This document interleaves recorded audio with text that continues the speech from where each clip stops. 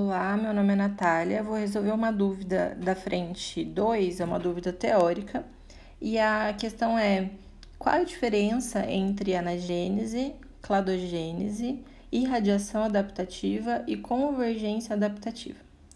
Então, para pensar nesses dois primeiros termos, a gente tem que lembrar que, nesse caso, são processos evolutivos que levam à especiação, ao surgimento de novas espécies ou à modificação de espécies já existentes. No caso da anagênese, parte-se de um ancestral ou de uma espécie inicial e essa espécie acumula modificações ao longo do tempo, e essas modificações genéticas e fenotípicas são selecionadas por seleção natural, e essa seleção natural ao longo do tempo, a partir dessa espécie inicial, gera uma mudança de frequência fenotípica e genotípica em relação à espécie final, a essa população final. Aqui a gente não tem a geração de novas espécies, a gente tem só a mudança, a modificação da frequência daquela característica em relação à população inicial e à população final. Na cladogênese, aqui a gente tem uma seleção natural atuando sobre um ancestral, e aí esse ancestral pode ser separado fisicamente ou não, pode ter uma especiação simpátrica ou não, mas nesse caso a gente tem o acúmulo de diferenças levando ao isolamento reprodutivo. Isso indica a geração de novas espécies. Então aqui a gente tem a geração de clados, por isso cladogênese, que são essas ramificações aqui que não são mais espécies comuns, são espécies isoladas e, portanto, a gente tem a formação de novas espécies.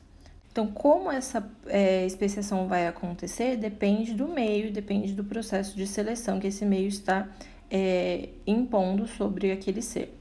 No caso da irradiação adaptativa, parte-se de um ancestral comum e descendentes desse ancestral vão colonizar lugares diferentes, então a gente tem barreiras físicas e, ao longo do tempo, por causa da seleção desses diferentes ambientes, esses seres vão passar a estar isolados reprodutivamente também, portanto, vão gerar espécies novas.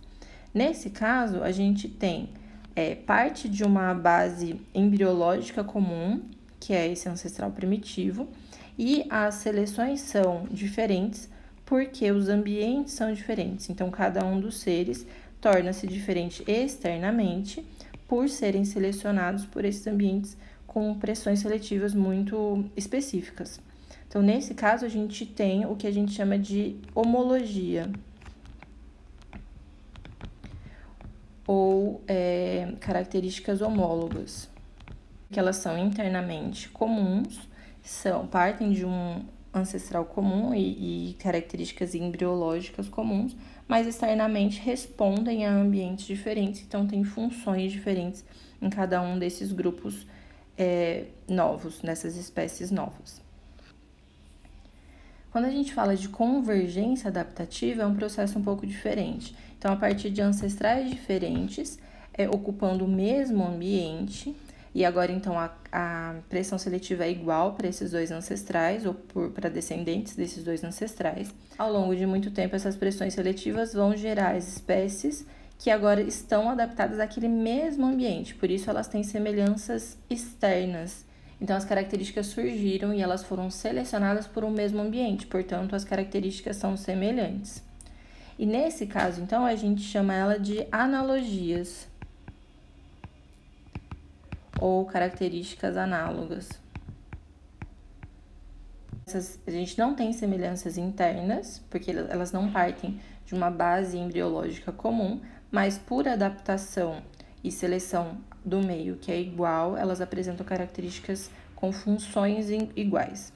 No caso de estruturas homólogas, elas podem ou não ter funções iguais, contanto que elas tenham uma base embriológica igual, partam do mesmo ancestral. No caso de estruturas análogas, elas obrigatoriamente têm características externas e funções iguais, já que elas estão sendo selecionadas por um mesmo ambiente.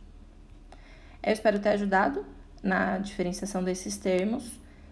Se ainda tiver dúvida, é só entrar em contato.